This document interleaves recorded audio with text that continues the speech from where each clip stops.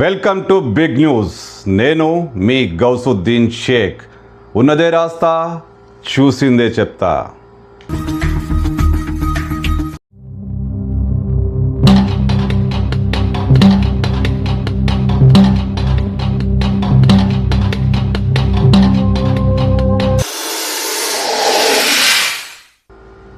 నాగలోకంలో అలజడి.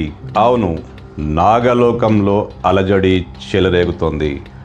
నాగుపాములన్నీ తీవ్ర అసహనంగా బుసలు కొడుతున్నాయి. అంతా అల్లకల్లోలంగా ఉంది. భూమి పొరల మధ్య పుట్టల్లో ఉన్న నాగుపాములు అలజడితో చెలరేగిపోతున్నాయి, అసహనంతో బుస కొడుతున్నాయి. ఒక్క నాగుపాములే కాదు, మొత్తం సర్పలోకంలో అలజడి, అల్లకల్లోలం, ప్రకంపనలు. తీవ్ర అలజడికి గురవుతున్న పాములన్నీ తీవ్ర ఆగ్రహంతో రగిలిపోతున్నాయి, భూమి పొరలుంచి బయటికి వస్తున్నాయి. నాగలోకంలో అలజడి, భూమిపై మనుషులకు మరో అలజడి. పాములన్నీ అలజడితో భూమి పొరలను వీడి బయటికి వస్తున్నాయి. ఆ పాములు జనావాసాలపై దాడి చేస్తున్నాయి. అసలు నాగలోకంలో అలజడి ఎందుకు? నాగలోకంలో అలజడికి చాలా కారణాలున్నాయి. మనం ఎండాకాలం వస్తే ఫ్యాన్లు వేసుకుంటాం, కూలర్లు పెట్టుకుంటాం, కాస్త డబ్బుంటే ఇళ్లలో ఏసీలు ఫిట్ చేసుకుంటాం.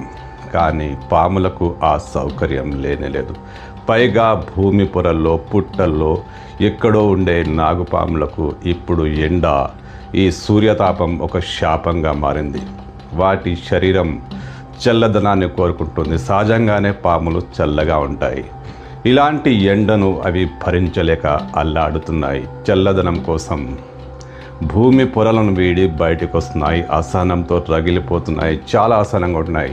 చిన్న డిస్టర్బ్ అయితే చేస్తే చాలు కాటేసేందుకు పడగ విసురుతున్నాయి. ఇదే కారణంగా ఈ అలజడికి గురైన పాములు, నాగుపాములు కావచ్చు, రక్తపింజర కావచ్చు, జెర్రిపోతు కావచ్చు, పైథాన్ కావచ్చు, ర్యాట్ స్నేక్ కావచ్చు, ఏ పామైనా ఎండ వేడికి అల్లాడిపోతుంది. వాటి శరీరంలో మంటలు భగభగమని మండుతున్నాయి.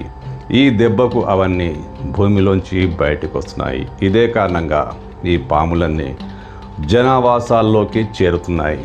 జనావాసాలకు వచ్చి ఎక్కడ సేద తీరుతున్నాయంటే, ఎక్కడ చల్లదనం ఉందో, ఎక్కడ కాస్త కూల్ ప్లేస్ ఉందో అక్కడే తిష్ట వేస్తున్నాయి. అవును, ఏసీలో పాములు, కూలర్లో పాములు, మంచం కింద పాములు, మంచం మీద పాములు, ఎక్కడ కాస్త కూల్గా ఉందో పాములు అక్కడికి వచ్చి చేరిపోతున్నాయి. పట్టణ ప్రాంతాల్లో అంటే హైదరాబాద్ వంటి ప్రాంతాల్లో ఈ సమస్య ఎక్కువగా లేకున్నా, శివారు ప్రాంతాల్లో, గ్రామీణ ప్రాంతాల్లో, నగరీకరణ జరిగిన అనేక ప్రాంతాల్లో, పాములకు సమీపంలో ఉన్న అనేక జనవాస ప్రాంతాల్లో ఇప్పుడు ఇదే అలజడి. ఎందుకంటే పాములు ఇళ్లలోకి చేరిపోతున్నాయి, పాములు భయపెడుతున్నాయి. ఇలాంటి పరిస్థితిలో ఆ పాములను సంహరించకుండా, ఆ పాములకు ఇబ్బంది కలిగించకుండా, పాములు ఇళ్లలోకి వస్తే ఎవరికైనా భయం వేస్తుంది, ప్రమాదమే. అవి కాటేస్తే మరణం ఖాయం. అయినా సరే వాటికి కూడా ఎండ, గ్రీష్మతాపం ఇబ్బంది పెడుతుంది. అందుకే భూమి పొరల్లో అలజడి చెలరేగుతుంది.